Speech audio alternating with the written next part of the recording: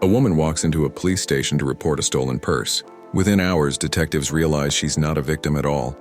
She's a killer, and the confession she's about to give will go down as one of the most chilling in criminal history. This is the story of Jodi Arias. June 2008, Mesa, Arizona. Travis Alexander, a 30-year-old motivational speaker and businessman, was found dead in his home. He'd been stabbed 27 times, shot in the head, and his throat had been slashed from ear to ear. The crime scene was brutal, but there were no signs of forced entry. Whoever killed Travis, he had let them into his home. Friends immediately thought of one person, Jodi Arias, Travis's ex-girlfriend. The relationship had been toxic. Obsessive Jodi had moved from California to Arizona to be closer to Travis, but he'd tried to end things multiple times. She wouldn't let go.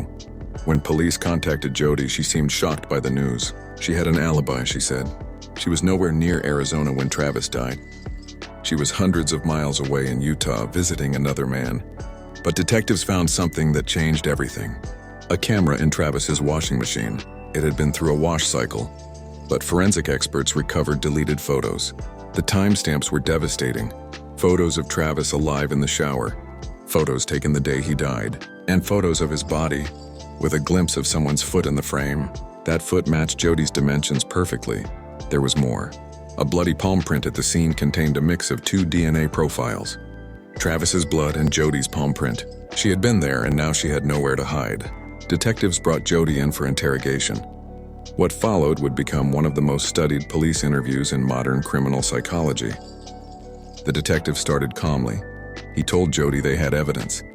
Overwhelming evidence. He gave her a chance to explain. Jodi stuck to her story. She wasn't there. She hadn't seen Travis in months.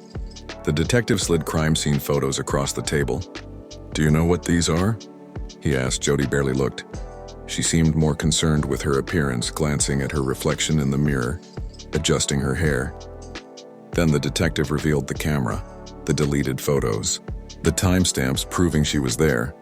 Jodi's expression didn't change. She sat in silence for several minutes. Then slowly her story began to shift. "Okay," she said quietly. "I was there." But she had a new version now. Two intruders broke in, she claimed. A man and a woman. They attacked Travis while Jodi hid. She managed to escape but was too afraid to report it. The detective didn't buy it for a second. He pointed out the problems. No forced entry. No evidence of other attackers. The mixed DNA of only two people, Travis and Jodi. Why would intruders delete photos from a camera and throw it in the washing machine? Why would they leave Jodi alive as a witness? Jodi had an answer for everything, but none of it made sense. Hours passed. The detective pressed harder.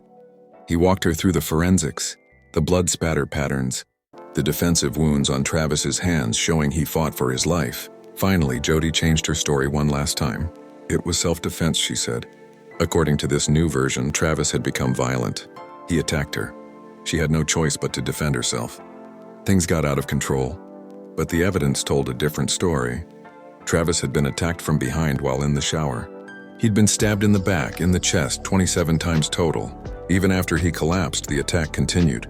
His throat was slashed so deeply it nearly decapitated him. This wasn't self-defense, this was rage. This was overkill, this was personal.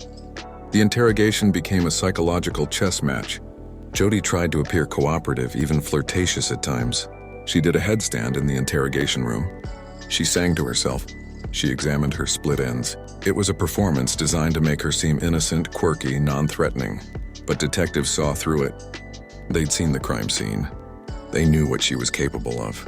The case went to trial in 2013 and became a media sensation. Jodi took the stand in her own defense and testified for 18 days. She described the relationship in graphic detail, painting Travis as abusive and herself as a victim. But the prosecution presented the evidence.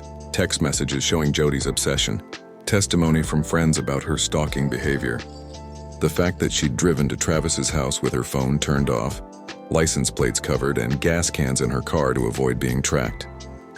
This was premeditated murder. The jury agreed. Jodi Arias was found guilty of first-degree murder. She was sentenced to life in prison without the possibility of parole. To this day, Jodi maintains she acted in self-defense. She's given dozens of interviews from prison, still trying to control the narrative, still performing for the camera. But the evidence do.